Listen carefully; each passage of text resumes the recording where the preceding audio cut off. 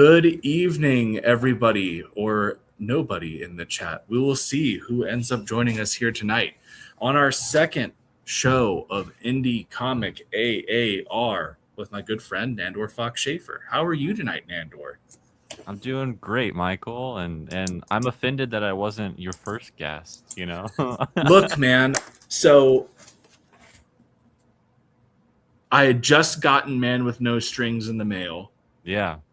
and I read it, and they were closing out, and so I hit him up and I was just like, yo, do you want to come? Like, I can't guarantee you much in terms of this, but I can give you like honest feedback and what have you. And he was like, okay, I'm a little bit nervous, but sure, why not? And I was just Sure. like, okay, cool, thank you for being my guinea pig. So Yeah, but I enjoyed it, and I'm super glad to be here. we do have one person in the chat with us at the very least. We have Creators Outlet. Will is in the chat. Thank you so much for joining us this evening, Will. Hey, Will. All right. Well, without further ado, let's get this party started. As everyone here knows, my name is Michael Oden. I'm the creator of Nine Realms Publisher and writer of indie favorites, The Embrace, Judex, and Elysian Fields Reborn. Welcome to Indie A.A.R. What is Indie A.A.R, you ask? It stands for After Action Review.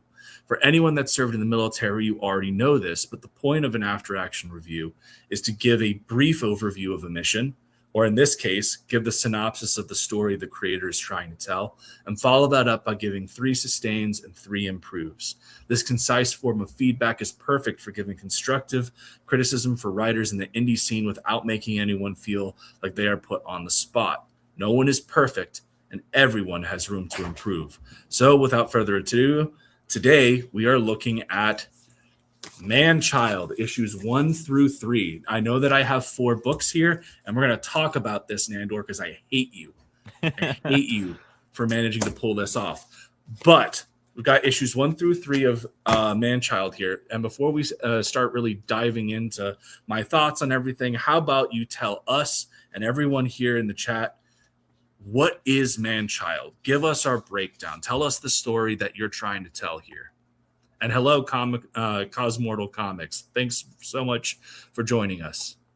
Yeah, what's up, guys? Thanks for being in the chat. And yeah, so Man-Child is a complex property, and the reason why it is because it tells 2 stories simultaneously, and it's a kind of a rose-colored glasses look at the Marvel Age of Comics, while also being a commentary on modern-day comics and the way that we look at pop culture and the way that pop culture has changed and the way that we look at superheroes and how that's changed over the decades. And so it follows a comic book nerd in the real world named Rufus Boston, who is like you or me, or any comic book fan out there who goes to the comic shop every Wednesday and enjoys superheroes and enjoys comic book storytelling. And he really finds escapism to be a a huge priority in his life, and he loves escaping into other worlds. And while we're learning about him in this story, we're also learning about the Monarch-Crier, who's this butterfly themed superhero, and the story goes back and forth between these 2 worlds and these 2 characters. And the ultimate mystery behind it is how the 2 relate and connect, and what they maybe can learn from each other. Yeah, I think that's a very good way of putting it. I would have had a very difficult time pitching this, Nandor. I'm not going to lie to you. Yeah. It is a very complex book. I think that in a way, like I get what you're saying in a way that Rufus is like every single one of us. He's also like, he is, while that I think is true, he is also everything that I feel like most of us try to avoid being as well. He's Yeah. kind of awful. Yeah.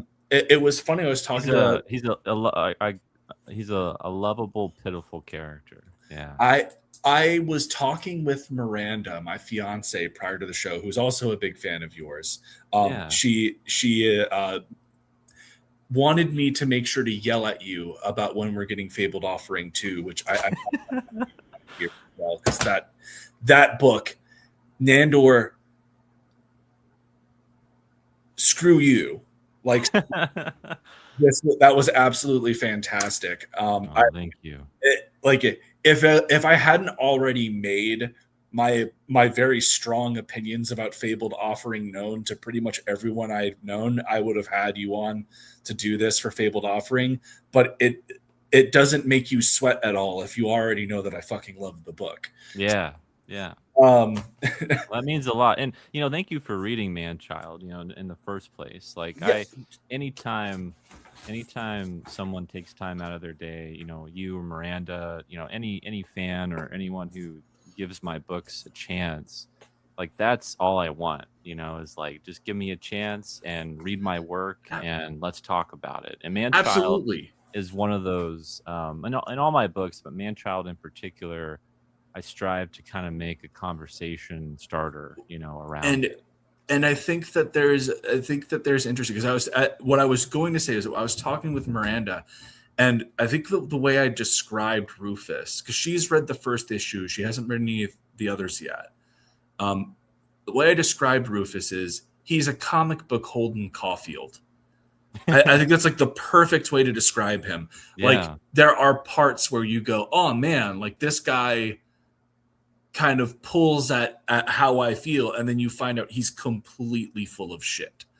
And that's really how I see Rufus by the end of issue 3. Is like, I very much like I guess not even by the end of issue 3, by the end of issue 2, that's very much how I see him. Yeah. And I'm not going to go into spoilers. I don't want to ruin anything here. After the show, I do have things I want to talk to you about, because I have theories on things and questions and what have you that I don't want to go into here and ruin the experience for the audience. That being said, real quickly, before we go into our sustains and improves, what I am going to do is to give people a visual framework other than me just holding up the covers for your books.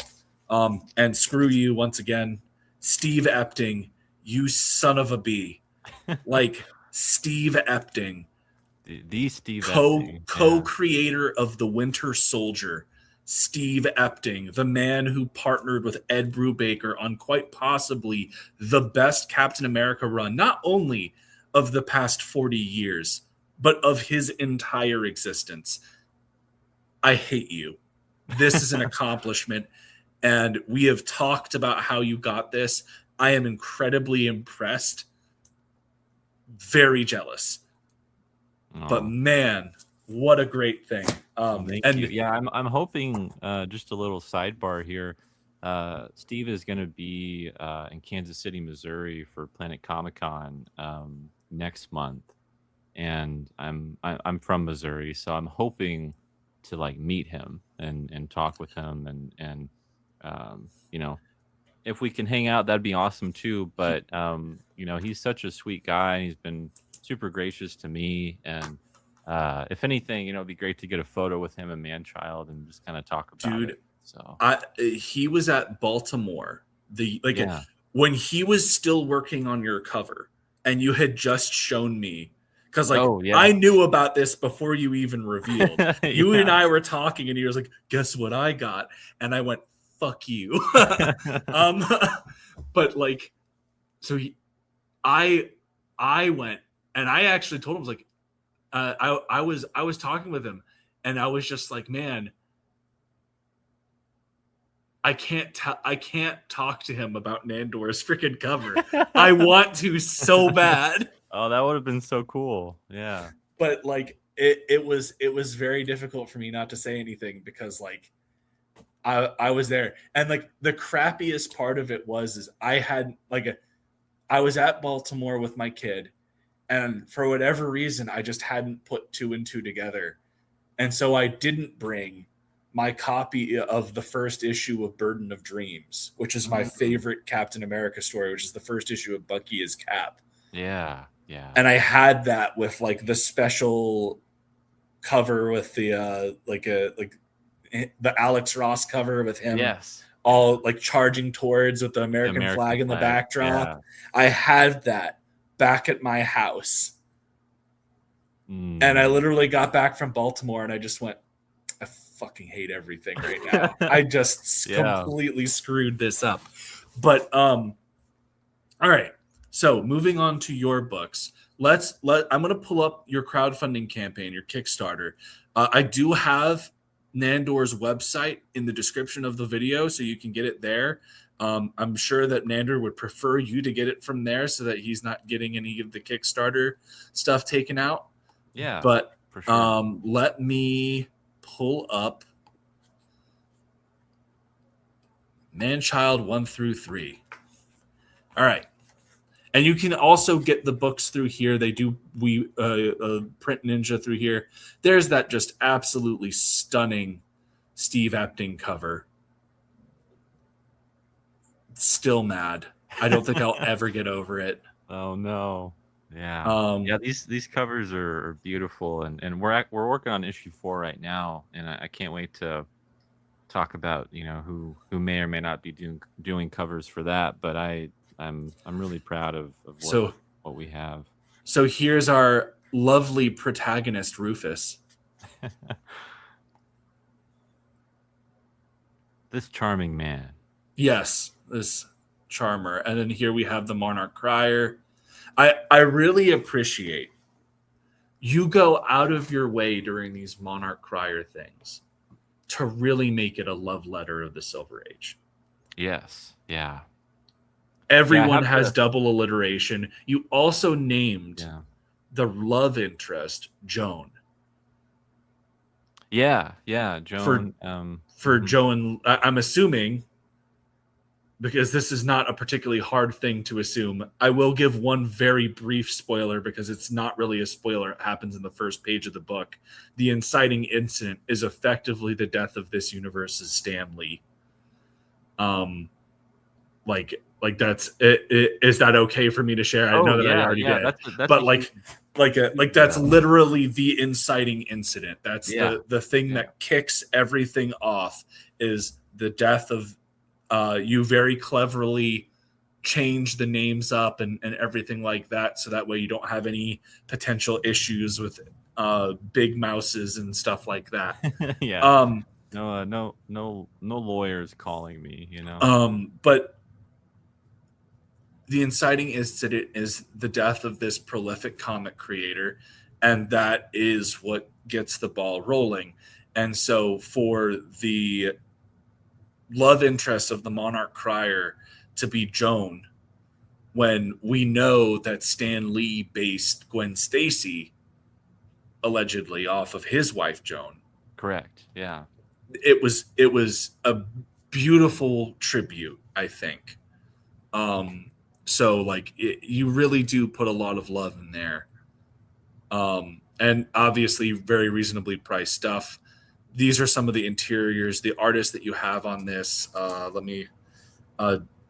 Jay Mazar. Am I pronouncing that right? Yeah. Mm-hmm. Okay. Absolutely great at capturing that Silver Age vibe.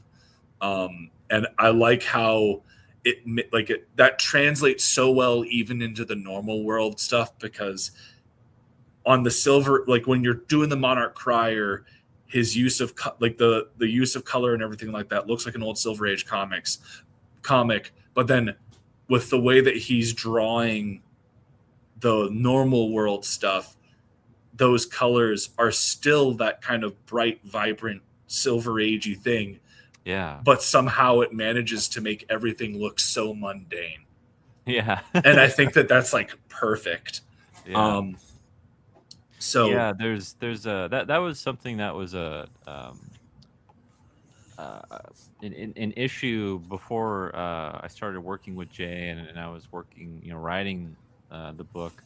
I was thinking visually about it, and there was a time where I was really considering hiring two different artists, one to do the Silver Age stuff and one to do the Rufus storyline. But I didn't want that to be too jarring for the reader, and so I wanted to find someone who could capture both. And Jay, I think, does an exceptional he job with he, his he strikes a storytelling. very good balance. Yeah, I think yeah, that was the right call. And as I said, I'm not going to discuss spoilers here. I am going to ask you in the back screen because I am like 99.9% certain I know where you're going with things. So from writer to writer, I'm gonna grill you about it. But yeah, so we looked at the campaign a bit. We're going to have this in the background. So right now we're going to start off the segment of 3 sustains, 3 improves. And the way that I did this with Phil, and I think this is a really good way to do this, is I'm going to give my 3 sustains and my 3 improves. And then I'm going to let you give yourself 3 sustains and 3 improves. And those 3 sustains, 3 improves can be anything from the storytelling aspect to even stuff like development. Because mm-hmm. it is one of the most unsung parts about this. There's getting the art and everything together, and then there is putting together the book. Yeah. Pre-press, finding the printer, doing all of that stuff. That's a pain in the ass. And I don't think that it is nearly stated enough, because the guys that make the 6-figure campaigns, they're already familiar with that stuff. That's their world. But people like you and me that got into this from grassroots, we had to figure that stuff out the hard way, and we got burned. Yeah. Like there were the amount of issues with printers and everything like that we've had since I've started. Like there are at least 3 print shops that were good people to go to like 5-6 years ago that are like persona non grata in the industry at this point. Mm-hmm. And so like I think that it's a cool thing to kind of bring out and talk about, like what were things that you felt went really well with the development of Man-Child, and what are some things that you're like, man, I wish I could have done this better. And this could be anything from story to actual production and even fulfillment. So because I think it's valuable. I do. So let me, where did my sticky note go? Okay, awesome. Here, we have my 3 sustains. Fell to the ground. Awesome. All right. So my first big sustain is, this is an incredibly clever commentary on comic culture. I think that you get to see both the beauty of it and the friendships that Rufus has, that community that he has. I think that there's it's beautiful, but you also see the dark side of it too. Rufus is not a particularly decent dude. He wants to be. Yeah. He really wants to be. But he's so busy being disassociated. Nothing in his life is real. His mom makes his own lunch. He's like he's that kind of guy. Mm-hmm. It's called Man-Child for a reason. And as much as he can represent a lot of the positive aspects of our community through his friendships and everything like that, him personally he's effectively the comic book nerd from Simpsons. Yeah. Like more to be done. Yeah. He's a caricature. Mm-hmm. And while he wants to be better, he doesn't really rise to the occasion much. Mm-hmm. So I think that it's very smart the way that you handle it, because it is very difficult to write a character like that, a character that teeters on the edge of, do I like this guy or do I really want to kick him in the nuts? Yeah. It's very difficult, and you do it very well. And I think that, as I said, it creates this really interesting commentary on the comic industry, on not just the comic industry, really, but fandom and what this means to us. Because I think that it is important and healthy to have avenues of escape from your day-to-day life. Absolutely. There, like, everybody needs a release. Mm-hmm. But at one point, does the release stop becoming a release and becomes a crutch? Right. And like many fans, and Rufus is a kind of characterization of that comic book nerd who has allowed the release to become a crutch. They refuse to face reality, and comics are the only thing that they love. And anything that is real is just too much for them to handle. Mm-hmm. Right. And so I think that it's very smartly done. On that, you have incredible character designs. I mean, just like we were looking at, look at these villains. These all look like just exemplary. Like, these look like Silver Age villains. The Monarch-Crier has just a beautiful design, and I mean, I don't know if you have the original art piece of this, but if you do, hang this shit up in pride, because Steve Epting crushed the Monarch-Crier here. Yeah. This is so beautiful.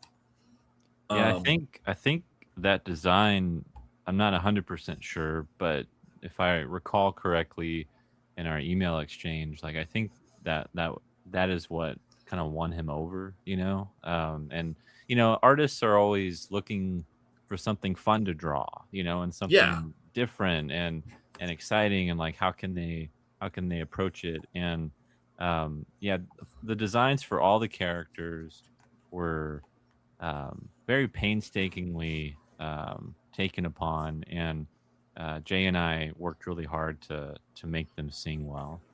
We've got Mo Biggs in the chat. Hail, Mo. How are Hello. you, good sir?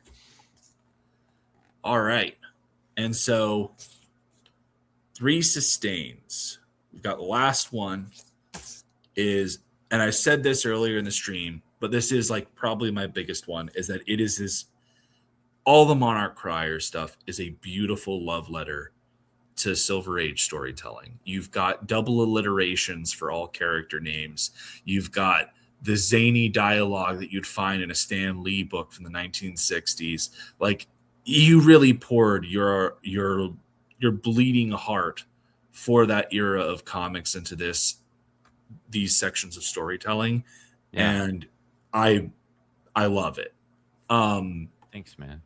I love that very much. Now, before we go into the next section, which is our 3 improves, I want to preface that it is important to note that this section is not meant to hurt anyone's feelings. It's meant to help everyone grow, because these are things that I feel could be improved. But at the end of the day, my opinion is also not the be-all, end-all. So let's talk about my 3 improves. So Yeah. my biggest improve for you on Man-Child is pacing. These books are good. They have been released in serialized format because I realize that as indie creators, we have a budget. This is very clearly a graphic novel.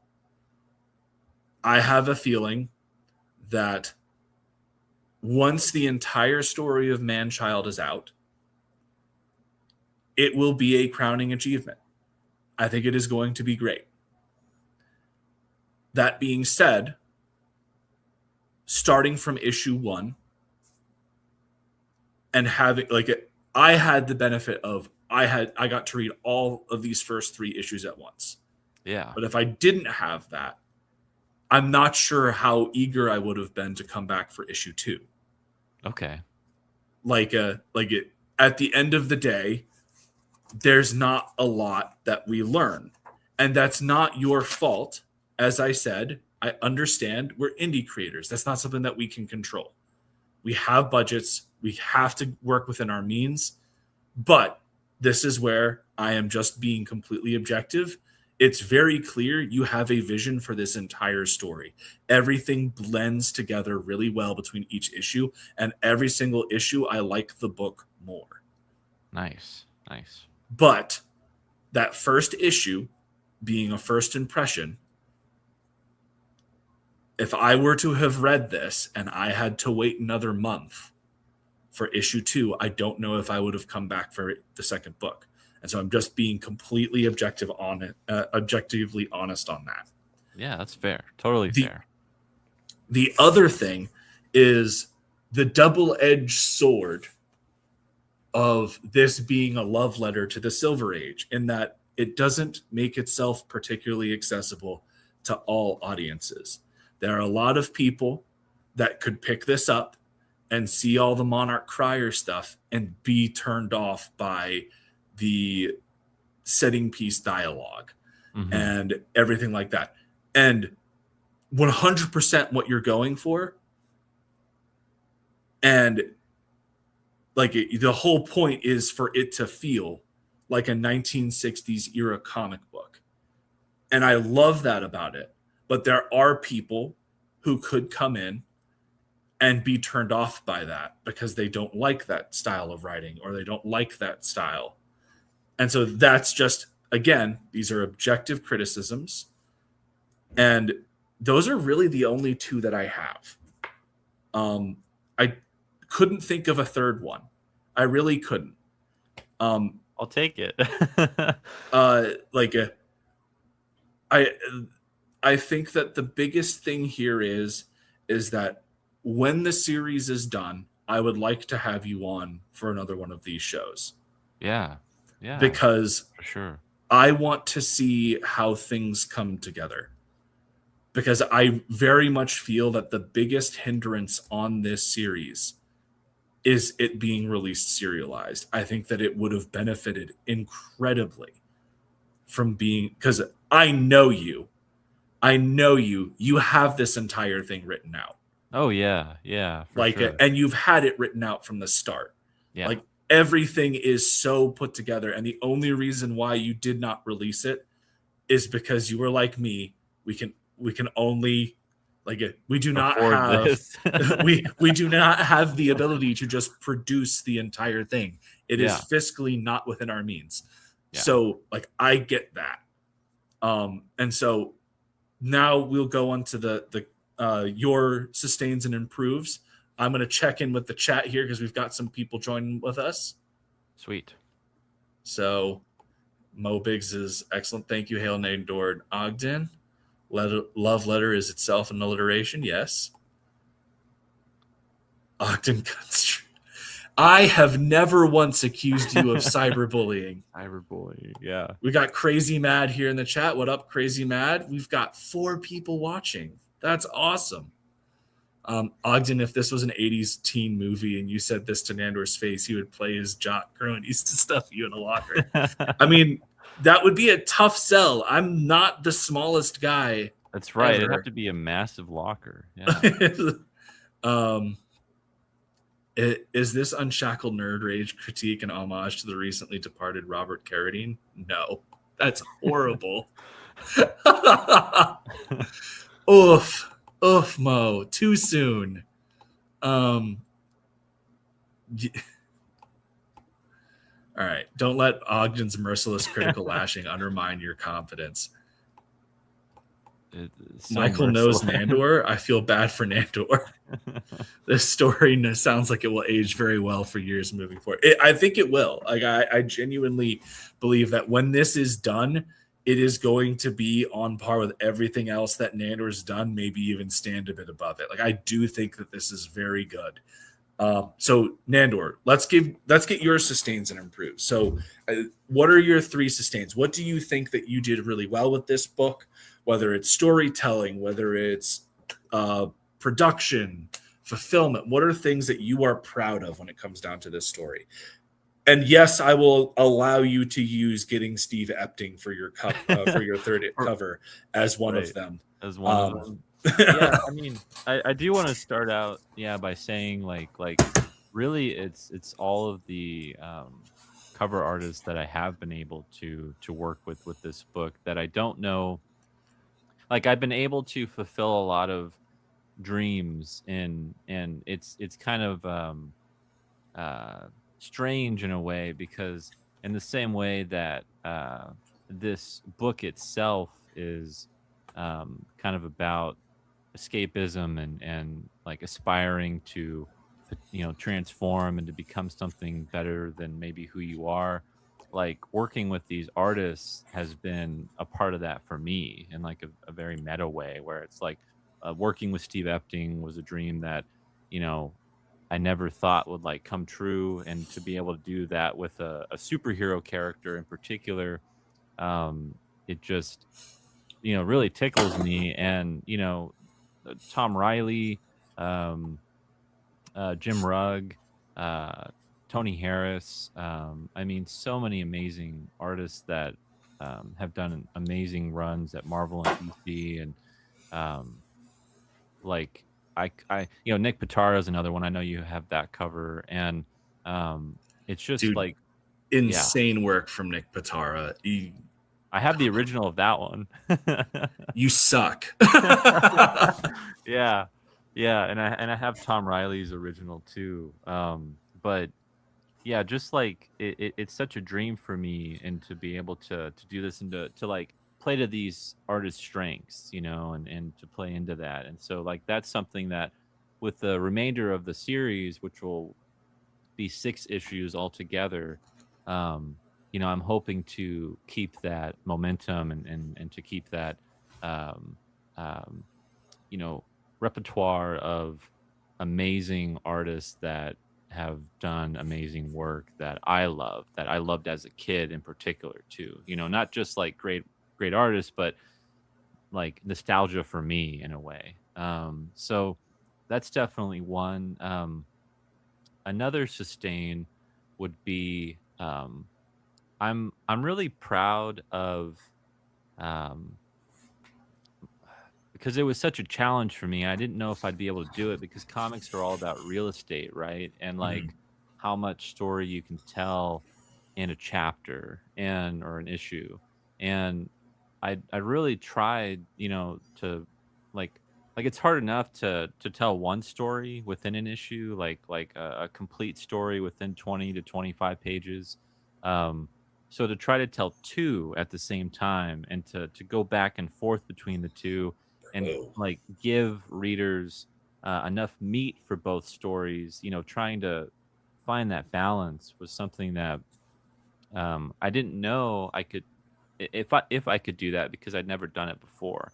So none of my other graphic novels or stories have this kind of narrative going for them. So and switching between such a hardcore 60s Marvel style into a more modern day way to write a comic. Like making that switch in my brain and how to write it. Like there were times when I would be so exhausted after writing a Monarch-Crier sequence or scene because of all the narration and trying to get that flavor right, that when I would get to Rufus, it was like, oh, I can breathe now and I can actually like kind of let the visuals, because I'm kind of having to break rules with the Monarch-Crier story when it comes yeah. to showing and telling. Like I'm telling a lot, and it's important because that's the way comics used to be written. And so like you could learn all about a character in one block of text in a 60s Marvel comic that Stan Lee wrote, and it's like he'll give you the whole life story right there in Yeah. one panel. And it's like nowadays that whole life story would be told across a few pages or an entire issue. So Yeah. trying to strike that balance, was really difficult, but I feel like I'm I got it at least to where I'm satisfied with it. And then I think a third sustain would be um, I think the overall subtext and symbolism of what I'm going for with this has been really like Yes. satisfying for me as a writer. There's a lot of hidden Easter eggs, and I really don't hold your hand with the book, and that could be a bad thing too.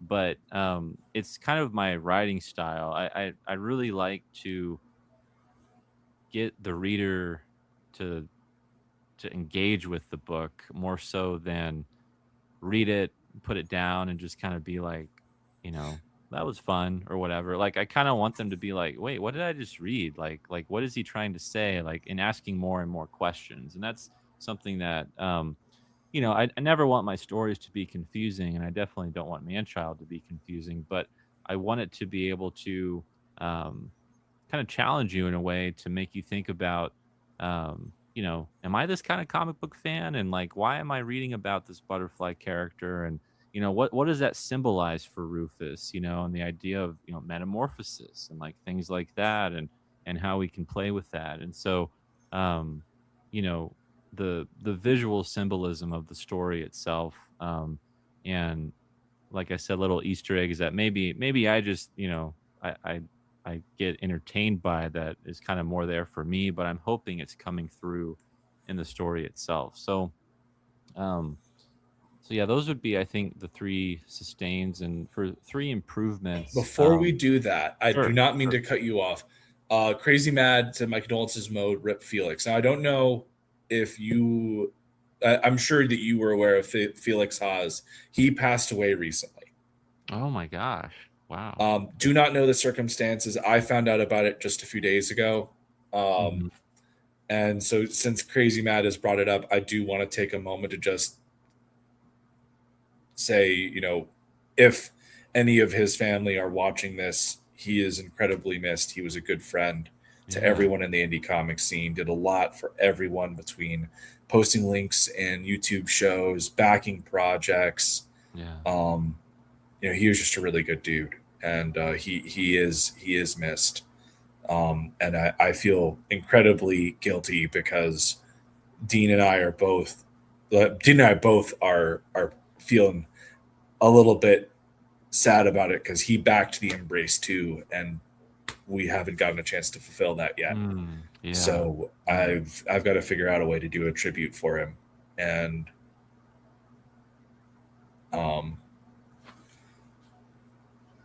Mo says, if any of Ha's family are watching this, I can only offer additional condolences. Fair enough. Yeah. Crazy Mad says, hand holding is what Ogden loves. Nice Embrace joke from the number one Embrace fan. Thank you very much, Crazy Mad. Lifting. Oh, that sucks. From what I heard, it was from an infection. That's unfortunate. That's a not fun way to go. Mm. Yeah, Mo just confirmed it. That's unfortunate. Gosh. All right. Now, back to the fun part. Let's talk about your three improves. Yeah. So three improves. One would definitely be. Um, I would say like in the it doesn't necessarily show on the page, but it's been a lot of work on my end and a lot of work between Jay and I to uh, edit me down because I overwrite a lot, especially in the Silver Age portion. So like even what you're reading in the Monarch-Crier sections, a lot of that was slimmed down, and so for me, like not really at the time because I wrote some of these issues, long like years ago, and so like I've become a much better writer and a better I'm better at understanding how much space actually a panel can have when it comes to dialogue and narration, and so um, I've had to learn how to really cut the fat a lot of the time when it comes to some of my narration and dialogue, and to take 3 to 4 sentences and make it one sentence or one word or one line, and so something that um, I would hope that as we get to the remainder of the issues, but also just for myself as a writer, is to be able to um, have more of an instinct for that rather than always having to cut. I mean, it's better to overwrite than to underwrite because you at least have something to work with there. Absolutely. But it, it's become sometimes there's times where we've had to add a page or two or more, um, because there's so much there that I was trying to get on the page that we couldn't, and that Jay was like, there's no way we can fit all this, and the books are stronger for it, which is great, but it's been a lot of puzzle solving. So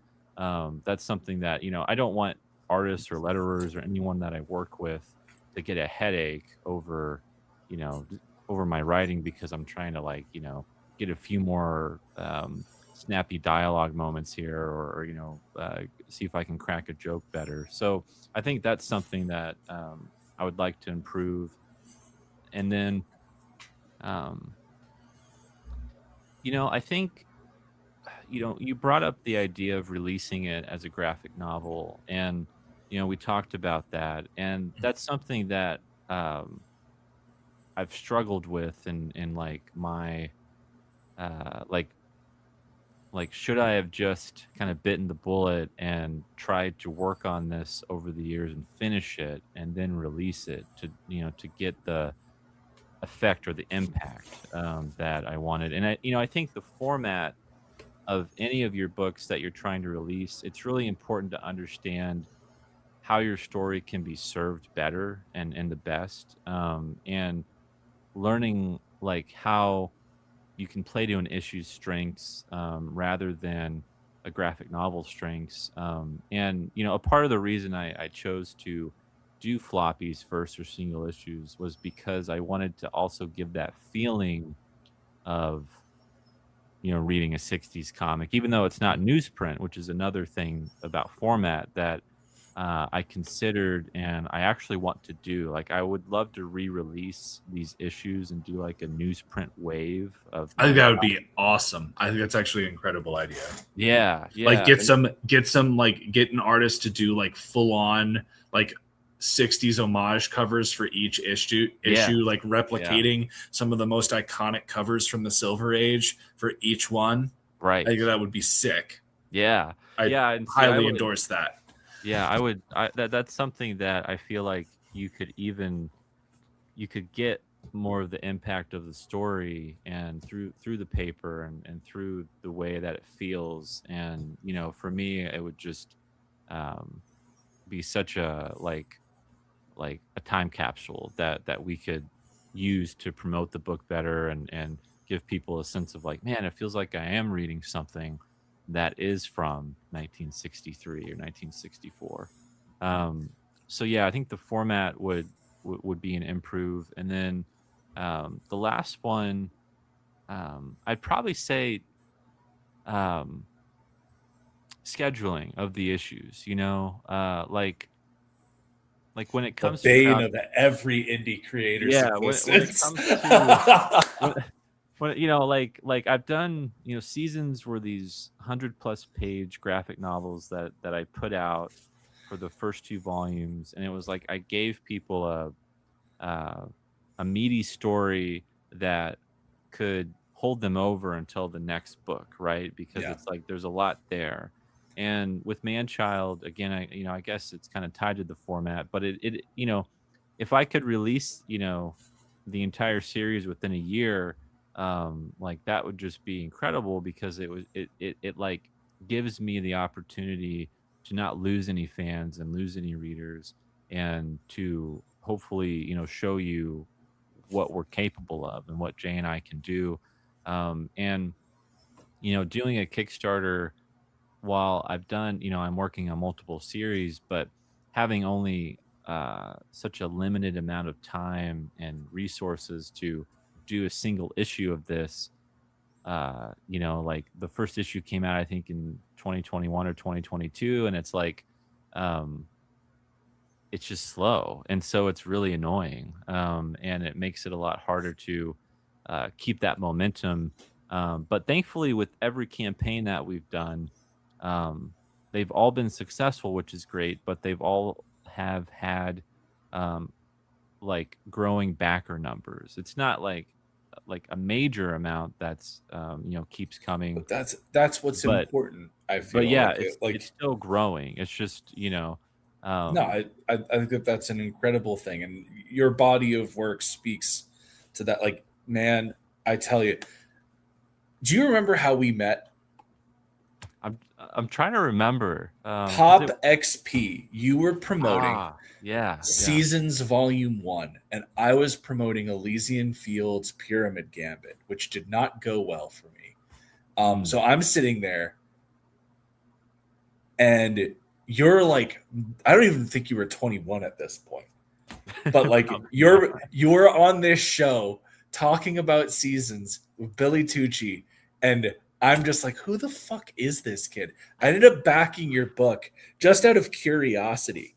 Yeah. And then I read it and I was like, what the fuck? I was completely blown away. I was just like, what on earth?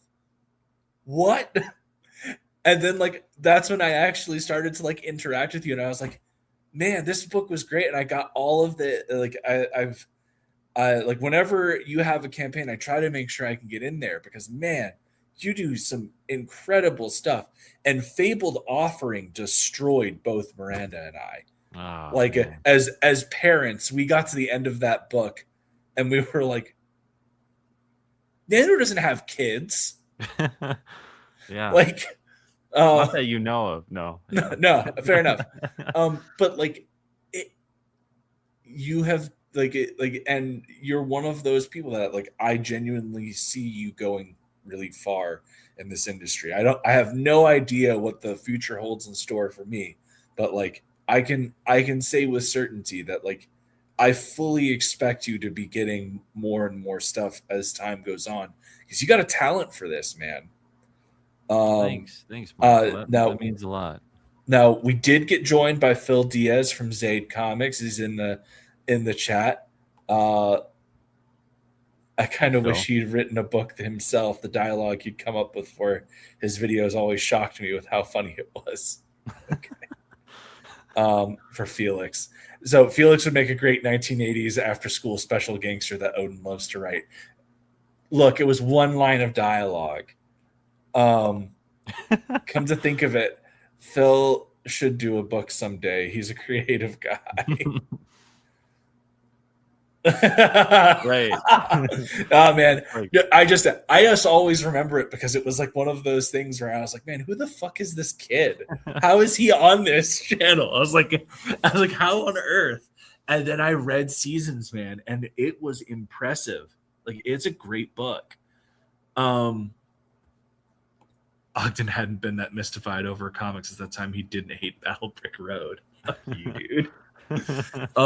Gave that book a glowing review, and because of how I worded stuff, Neff got a really good clip, and that started a very fun Twitter war. Anyway, oh man. So now time for the part of the show where I give my overall rating. So the way that I do this is I rate the books based off of fire superiority. Now, in Infantry doctrine, the United States Army recommends that for any conflict, if you want to engage, you need to have 3-to-1 fire superiority. So the way that I have this broken down is I give the books either a 3-to-1 fire superiority, which means you're good to go. You've taken on the engagement and you're moving forward. 2-to-1 fire superiority, which is you're real close. There are some things that need to be worked on, but you're like right there. And then 1-to-1 fire superiority, which is there's a lot of work that needs to be done. You need to focus on that. So I'm going to give this score, but I want to preface this with it. As I said earlier, I want you to come back when this series is done, because I have when it is done, I am fairly certain that this is going to be higher than this. For right now, I'm giving it a 2-to-1 fire superiority. I think that the big thing that prevents it from being a 3 is it needs the whole picture. This is a story that really And part of it is what you're talking about, where you have these two interlapping stories with one another. And you're doing a very good job using your real estate and everything like that, as you said. But all of these things are coming together to meet at a point. I can tell that as a writer. I know I'm like, and this is one of the things that I'm very eager to talk to you about once we hop off the stream, because I'm not going to spoil anything for the audience. But everything is coming to a point. And I have a feeling that once this is all done, this thing is going to be just like any of your other books that I have read. It's going to be a knockout of the park. It will be a home run. But Man, as it stands, you're hyping it. You're making me nervous. It's like, man, I don't want to disappoint anyone. You know? Like, but as it stands, I think that it is really hindered by the serialized release. And I know that that's just, it's tough as an indie guy, because you're paying for everything out of pocket and you're literally just scrounging around trying to make sure that you can get each project put together. And I completely get that. But this is that I think that your improve on the format, I think was right on. Is it's one of those things where it's a tough decision on, do I wait to go have all of this done at once, or do I release it issue by issue? And I think this is one that you should have waited for it all to be done, and then you could have done a newsprint edition of each issue to go along with it as extra perk tiers or what have you. I don't know. Yeah. But like I really think that this is a book that was meant to be told in one sitting. And each issue that I read, I was increasingly more invested. And so I have no doubt that your overall plan is going to be a dunk. Like, it's going to crush. And when you collect this entire thing, I swear to God, you better use that Epting cover for the full collection on like a hard cover, because it deserves to be this. Maybe this book is. I'll get him to do a new one for me. But yeah. Oh God. Did someone say battle? Neff is in the chat. Neff, dude, I miss you. Ogden hates Eric Weathers. I do not hate Eric Weathers. I said that I was not particularly excited about a Wizard of Oz book, and it caught me off guard because it was very good. I rate this new rating system dirt worst out of what the fuck is this? Cool cover. Hail Alley. He has to do it piecemeal like this, or Schafer Holding Corporation will completely divest. And that's not taking into account what will happen with the local youth center. All right. Boy. But anyways, so this has been another edition of Indie Comic A.A.R. Nandor, fantastic having you back here on the channel. I think we've hung out a couple times on here. I know that we've hung out on plenty of other streams. It's always a pleasure chatting with you. Chat. Too, man. Thank Neff says thanks for the new clip, Odin. You're welcome, buddy. It's good to have you back, I guess. All right. But seriously, I really am intrigued with where you're going with Man-Child. Very excited to see how that finishes up. Fantastic work on seasons. Excited for what's it? Volume 3 is it the next one, right? Or volume 4? Yes. Volume 3. And then Fabled Offering is something special. You better put out a second one of those. Marco and I are. He's as adamant to do a second book of that as a lot of people who've read it. So. And it was really surprising to me, to be honest, and it's made me rethink it. But I definitely want to. So we'll see what we can do.